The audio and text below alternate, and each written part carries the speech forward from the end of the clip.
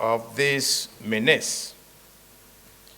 I want to thank the mover of this motion and the rest of us, plus all those others who have risen in support of this motion. And I also want to thank my good friend OGD for helping to make it known to everyone that this is a national problem. First of all, I will crave the indulgence of my colleagues to go back to history, because my people have a saying,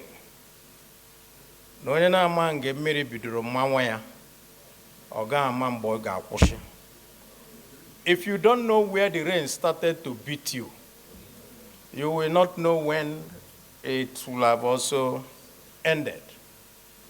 This matter of sit at home started in 2021, August 2021, when the agitation group called IPOB insisted that they will go on a sit at home because of their leader held in prison in the DSS. 3 weeks later, when the effect of the criminal takeover of this started to manifest, this same IPOB came out and said that they are no longer supporting sit at home, that they will have stopped. Unfortunately, very unfortunately, the genii had been removed from the bottle, and all manners of criminal elements had taken over and now use the sit at home to kill, to maim, to burn houses, to kill policemen and all manners of innocent people. When that continued, by December of 2021, and I need for everybody to know this, in company of former senator and our former deputy Senate President Ike Ekweremadu, 2 bishops, and the secretary of Ohaneze, I went with them to meet with their leader, Nnamdi Kanu, in the DSS headquarters. And there, we pointedly asked him, why did you institute this menace that is crippling the Southeast? He denied and said that the person who is going ahead and insisting that he's doing sit at home on his behalf is somebody called Simon Ekpa, living in Finland, and that he never authorized that.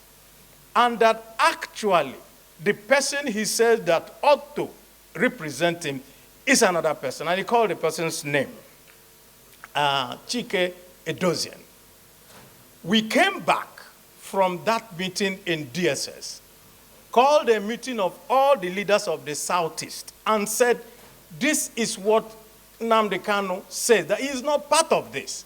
Yet, every Monday, what happens is this: a few miscreants, and I use the word advisedly, come out, shoot and kill 1 or 2 people, and run away, and video it and send across the whole of the Southeast, and everybody is now scared. The governors we met, all of us in the National Assembly we have met, everybody has condemned it.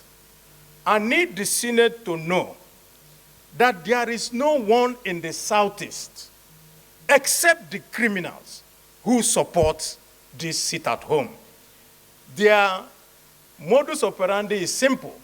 It's just terror. I have called the market leaders in Abia, and I said, you can't continue to stay away. And they told me that the people have threatened to burn their markets at night if they don't stay away. So this is beyond the citizenry coming out to just say, we don't accept it. Because what they have done is to use terror tactics to intimidate a whole region.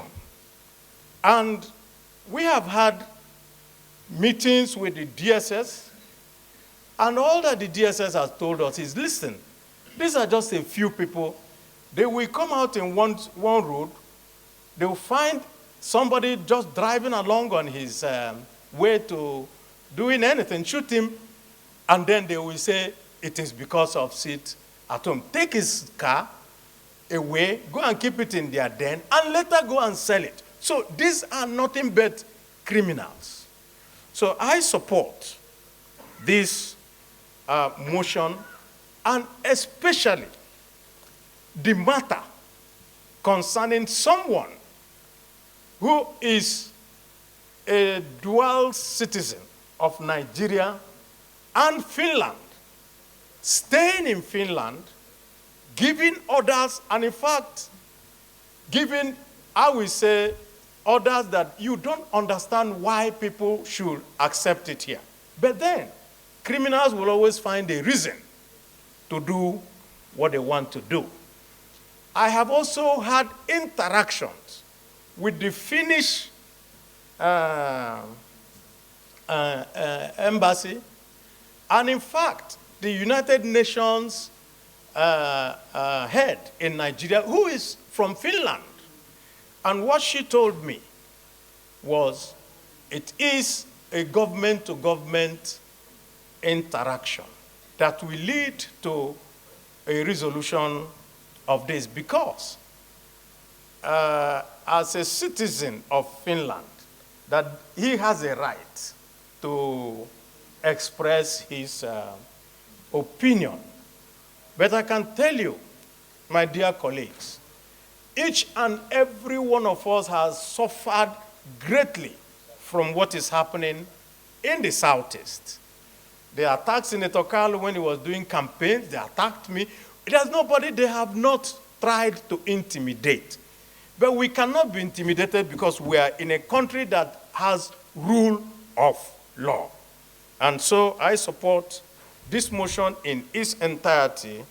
And when the time comes for the prayers, if there's anything I will add, we will. But we want to urge our colleagues and the rest of Nigeria to see this matter not just as a Southeast matter, but as a matter for Nigeria. I so